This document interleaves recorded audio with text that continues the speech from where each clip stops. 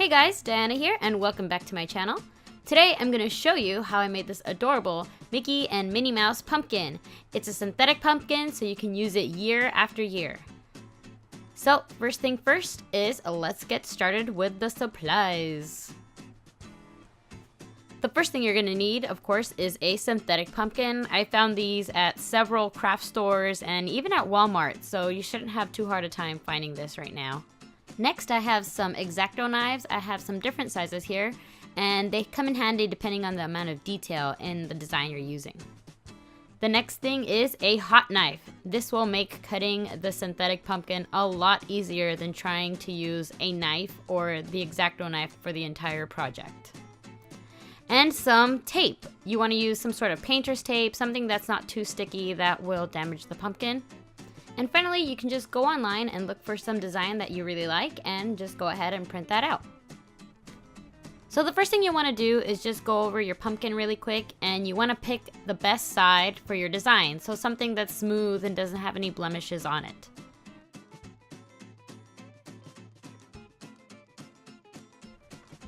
So using our tape, we're going to tape our design onto the pumpkin.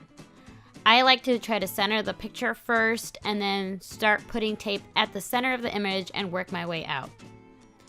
Now, according to science, a flat image like this will not lay flat against a spherical object like the pumpkin. So what you want to do is you want to kind of smush the paper and do little folds and little creases. That way the paper will lay completely flat against the pumpkin and wrap around. This will help when we're tracing out the design and make sure that we don't get any shifts or movements in the paper and everything will line up nicely. Just be careful where you put your folds because you want to try to not distort your image as best as possible.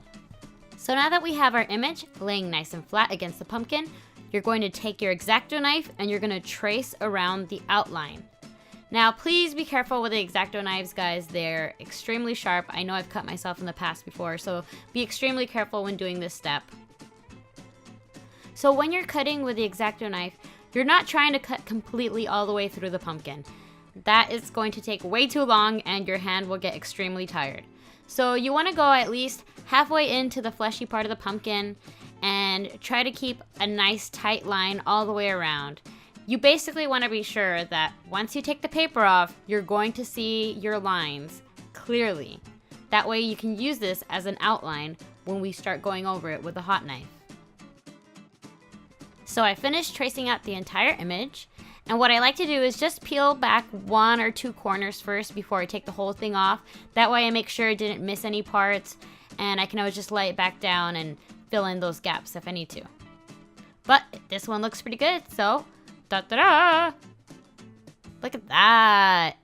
It's hard to tell on the camera, but you can see the outline of the shapes. You can see Mickey and Minnie and the heart there.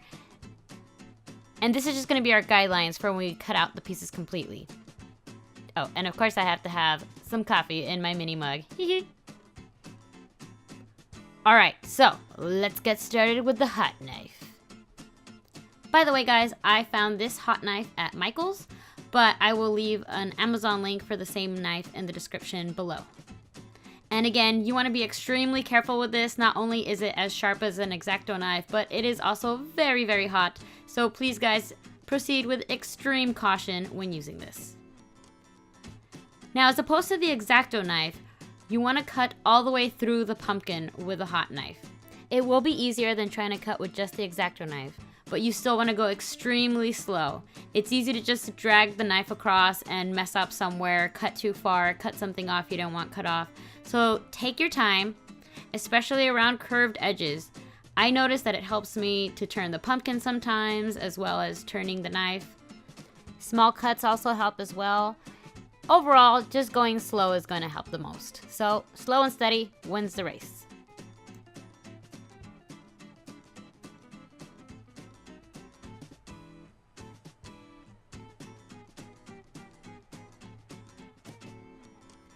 So another thing that I found that really helps is rather than trying to cut out humongous pieces, you want to try to make little small pieces that you can cut out individually. And yes, sometimes you will have to use your regular X-Acto knife and just cut any pieces that are maybe still attached that the knife didn't cut all the way through. But it'll be easier to just cut smaller pieces like this than it would be to cut an entire Mickey or Minnie head.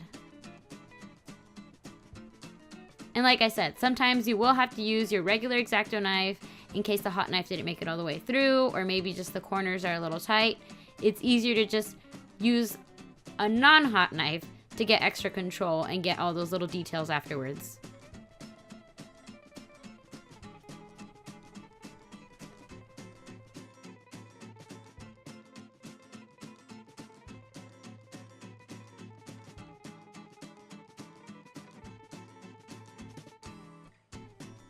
So parts that are extremely curved, like the end of Minnie's tail, can be very difficult to cut out. So what I like to do is basically just cut a little piece at a time and then try to get a generic shape, maybe a triangular shape or something, because, you know, the knife is not gonna curve the way I like it to. So I just like to get a generic shape cut out and then go back with my X-Acto knives, and using the different size blades and maybe more detailed blades, I can start cutting that shape from being a triangular shape to more of a round curve. So after cutting all those little bits out, you might have a little bit of a jagged edge, but I just like to take the X-Acto knife and just shave off those little bits and try to smooth it out as best that I can.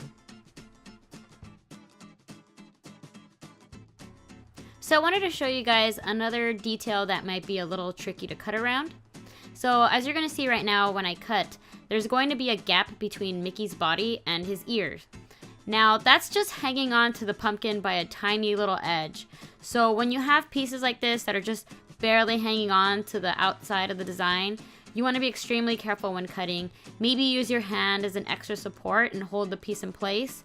But see, if this were to fall off, it would just leave a Mickey blob rather than a Mickey Mouse. So again, be extremely careful and slow when cutting in these areas, and you may even want to use the non-hot X-Acto knife and just get some of the details in afterwards. So once I finished cutting out all of the big shapes, I went back with the hot knife and just cleaned up any of the edges, anything that looked jagged or maybe any pieces that were kind of hanging off. I just cleaned it up and gave it a much more finished look. And of course, you don't want to forget to put the hole in the bottom, because how else will you put your candle in there? So you can just use a pencil and outline a circle if you like. I just kind of freehanded it and just shave off little by little, making it the size I need. Make sure you measure the size of your candle that you're going to put in there so that you make the hole the right size. And also remember guys, because this is a synthetic pumpkin, you don't want to use any actual flames. So any candles you put in here or any lights must be battery operated only. And here we have our completed pumpkin, yay! I really like how this one turned out. Hopefully you guys can find a design that you like and you can try this on your own too. Well, thanks so much for watching, and I'll see you guys in the next video. Bye! Ooh, so bright, so much light, so much Mickey.